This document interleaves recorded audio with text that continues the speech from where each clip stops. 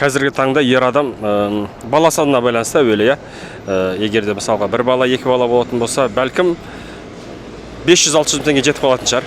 Ал 3 баладан жоғары болатын болса, миллион кемінде табу керек. Яғни бұл жерде біз ең базовый нәрселерді айтып отырмыз. Жақсы подкурстар, өйткені қазіргі таңда мектептегі білім жеткіліксіз, нарықтың талабы сол. Екіншіден бағанағы физикалық тұрғыдан баланы баулу керек. Өйткені тек қана мектеппен шектейтін болсақ, бала бос уақытын бәрін телефонмен өткізу мүмкін. Ал ата-аналар өз уақытысында қазір нан табу барысында баламен уақыт өткізуі өте қиын. Оны біз ақиқат деп білеміз. Сондықтан да бағанағындай дополнительный дейді ғой. Бассейн болсын, футбол болсын, кез келген нәрсе, қол жетімді дүние. Мен анандай қымбат дүниелерді айтып тұрған жоқпын. Ең базовый нәрсе, бір балаға кемінде 100 мың теңге ол. Осы нәрселер, содан кейін барып табиғатта серуендеу, яғни ата-ана ретінде баламен баулу мақсатында. Осының бәрін қосып келген кезде, мен өз басым мысалға бағанда 3-4 балам бар. Соның өзі ақша кетіп қалады. Кемінде бір 500-600 теңге кетіп қалады. Мен бұл анандай нелер салыстырған жоқпын. Қымбат подкурстар, қымбат мектептер, қымбат жеке частный дүниелерді айтып тұрған жоқпын. Сондықтан да шындыққа көз қарайтын болсақ, осы шығын күнде қазіргі таңда кетіп тұр.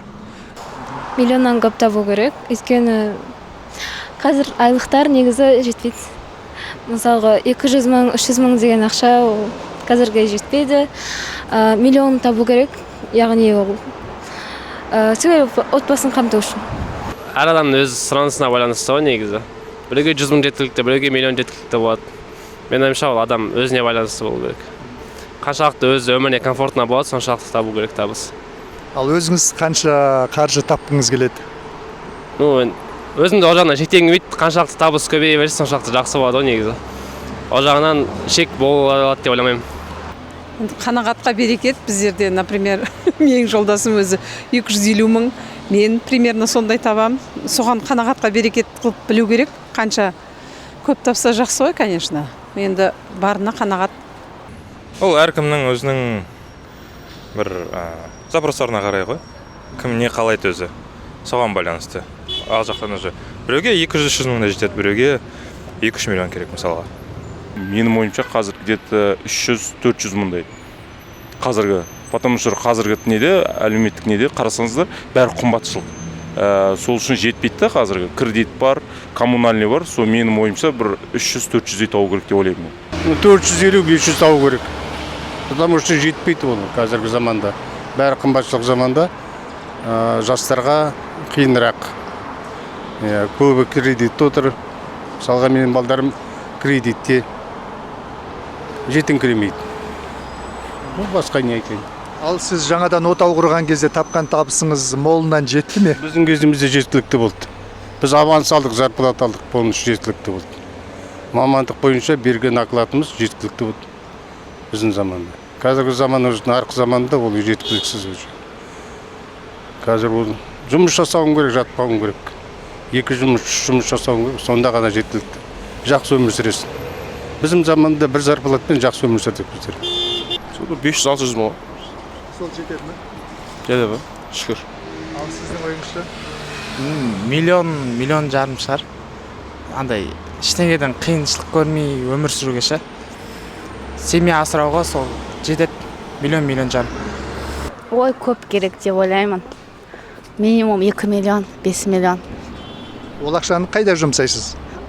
Мен жалғыз жұмсаймын деп ойламаймын енді. Это же типа общий счет. Вот. Жалпы квартплата, аренда, мынау деген сияқты. Енді әр семьяда әр түрлі ғой, әр отбасында. Енді біреулер 300, біреулер 400, біреулер 500 табу мүмкін. Ең бастысы ол отбасының береке бірлігіне байланысты деп ойлаймын жаңағы. Сондықтан енді әр қашанда бірақ отбасында ер азаматтың жауапкершілігі жоғары ғой. Ол жаңағы өзіміз айтамыз, әйел адамнан жоғары тұрып 1-2 саты. Жақсы ақша тауып, беделін өсіріп, жаңағы отбасының ұйытқысы болу керек дейміз.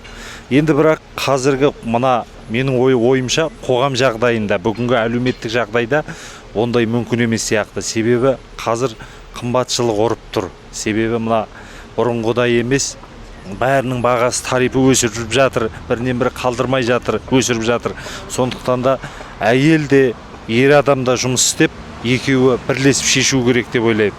Енді әрине декретке кеткені бар, үйде отырған аналарымыз бар. Енді оларды ер азаматтар асырауға, жаңағы қағуға міндетті. Табыс табу керек барынша. Бірақ енді осындай, мынандай Алматыдай үлкен қалада, алып шақарда, мегаполисте адам істейм деген адам меніңше адам істейді деп ойлаймын. Екі-үш жұмыс табуға болады. Сөйтіп, отбасын асырауға болады. 500 мың, где-то 400 мыңдай енді пока что, но енді болашақта енді примерно миллионға дейін жету керек. Болды. Ал сіздің ойыңызша? Примерно менікі де сондай. Миллион теңге ме? Иә. Миллион теңге жете ма? Негізі қазіргі таңда жетпейді, но больше сұрай алмайсың ғой көп. Ой, көп табу керек. Особенно бала шағалары бар адамдарға өте қиын. Қазір бәрі ақша керек бәріне. Білмедім енді 1000, может быть, миллион, наверное. Да. Миллион? Да, ол енді әркімнің қолынан келмейді миллион алған. Қазір среднестатистический 250-300 деп ойлаймын, бірақ та аз. Қазір тек жолдасым ғана жұмыс жасайды деп отыра алмаймыз. Әйел адамдарда бізде бір жағын көтеріп жүрміз ғой, чтобы бәріне жетсін деп ақшамыз. А так, енді ондай зарплата былай айтқанда жоқ Қазақстанда. Енді былай жеткіліктісін айтып тұрмын ғой. Сондықтан Ал өзіңіз жолдасыңыздың қанша табыс тапқанын қалайсыз? енді айтып тұрмын ғой, сол былай шығынды есептесек, біз 1 миллион теңге жаратамыз негізі. Айына солай кетеді. Ал ондай зарплата жоқ, енді біз кішкене қосымша көмектесіп жүреміз, бізде жұмыс жасап. Сондықтан енді ондай зарплата жоқ Қазақстанда. Кемінде миллион тапқан дұрыс деп ойлаймын. Ары қарап енді 3-4 миллион тауып жатса, онда құба-құп шетел аралап, өздерінің бизнесін ашып, өздерінің армандарына қарай ұмтылады деген ой, ойдамын. Адалдан тапса, Аллах берекесін береді, ары қарай жеткізуіне де мүмкіндік болады. Бірақ қымбатшылық заманында қазір бір жағынан да жеткізу қиын, барлығы қымбат. Сол себепті солай деп ойлаймын.